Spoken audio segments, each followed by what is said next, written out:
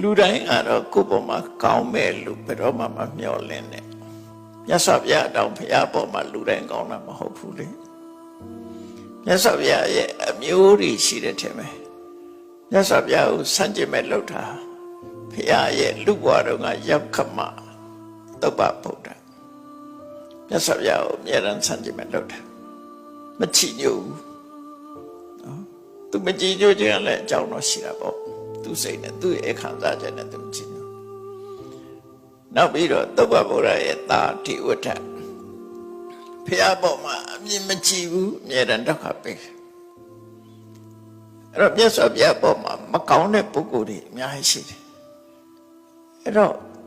သူများကကိုယ်ပေါ်ကောင်းတာမကောင်းတာကိုယ်လုံးမဟုတ်ပဲနဲ့ဖိကုတု others ကိုယ်ကတော့သူများပေါ်ကောင်းရမယ်လို့ပြောတာနော်ကိုယ်ကသူများပေါ်ကောင်းရမယ်ဘယ်လိုကောင်းမလဲတစ်ဖက်သားနင်နာအောင်မလုပ်ဘူးနော်တစ်ဖက်သားအကျိုးမဲ့သွားအောင်မလုပ်ဘူးတစ်ဖက်သားပေါ်မှာမေတ္တာမပြည့်နေမယ်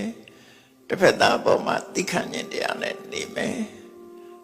ဒါဟာဖိကုတု others ပဲသူ့အတွက်ကိုတော့ကိုယ်ကကောင်းတဲ့ဘက်ကနေမယ်လို့သူပြောတာသူ့ကိုအကျိုးပြုတယ်မကောင်းတဲ့ဘက်ကိုမဖြစ်စေဘူးအဲ့ဒါလို့နေနိုင်ဖို့ကိုယ့်ဘဝမှာဆုံးဖြတ်ချက်နှစ်ခုပေါ့ကိုယ်စိတ်လေးကိုဖြူစင်အောင်ထားခြင်းသူများအပေါ်မှာကိုယ်ကကောင်းခြင်းဆိုတဲ့အဲ့ဒီနှစ်ခုဟာအဲ့ဒါမှအရေးကြီးတယ်လို့ထင်တယ်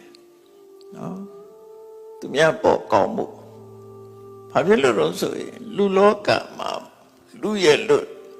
မွေးဖွားလာကြတယ်မွေးဖွားလာတဲ့အချိန်ကကိုမွေးဖွားလာခြင်းကြောင့်ကိုရဲ့ပတ်ဝန်းကျင်ဟာတမိုးတက်သွားသလားတမိုးလို့ဆိုတာမကောင်းတဲ့စိတ်တွေကလွတ်မြောက်ပြီးကောင်းတဲ့စိတ်တွေရောက်လာဖို့အမြင်မှားရကနေအမြင်မှန်မှုရောက်လာဖို့ကိုကျင့်တရားပြက်ပြားနေတဲ့ဘဝကကိုကျင့်တရားကောင်းလာတယ်ကိုကိုအကြောင်းပြုပြီးတော့အဲ့လိုကောင်းတဲ့ပုဂ္ဂိုလ်တွေတနည်းအားဖြင့်ကိုကိုအကြောင်းပြုပြီးတော့ဘဝမှာအဆင်မပြေတာတွေအဆင်ပြေသွားတယ်ကိုကိုအကြောင်းပြုပြီးတော့အသိဉာဏ်မရှိသေးတာတွေအသိဉာဏ်ရှိလာတယ်ကိုကိုအကြောင်းပြုပြီးတော့စိတ်ကောင်းနှလုံးကောင်းတွေရလာတယ်ဆိုရင်ဒါကိုဟာသူများအတွက်ကောင်းတဲ့ပုဂ္ဂိုလ်ဖြစ်လာတယ်ဆိုလိုတာကကိုဟာသူများအပေါ်မှာကောင်းကျိုးပဲလုပ်ပဲမကောင်းကျိုးမလုပ်ဘူးတပင်တပင်ဒီသူ့အောက်ဝင်လာတဲ့ပုဂ္ဂိုလ်ဟာအနုအဝဲပဲဖြစ်ဖြစ်ဘသူပဲဖြစ်ဖြစ်ရန်သူပဲဖြစ်ဖြစ်မိတ်ဆွေပဲဖြစ်ဖြစ်သူ့တပင်ကြီးကအရေးနဲ့အေးမြစေတယ်အဲ့ဒါလိုပဲကိုယ်နဲ့ပတ်သက်လာလို့ရှိရင်စိတ်ချမ်းသာသွားရမယ်ကောင်းကျိုးချမ်းသာတွေရဖို့ပဲဖြစ်စေရမယ်ဆိုတဲ့စိတ်ဓာတ်မျိုးထား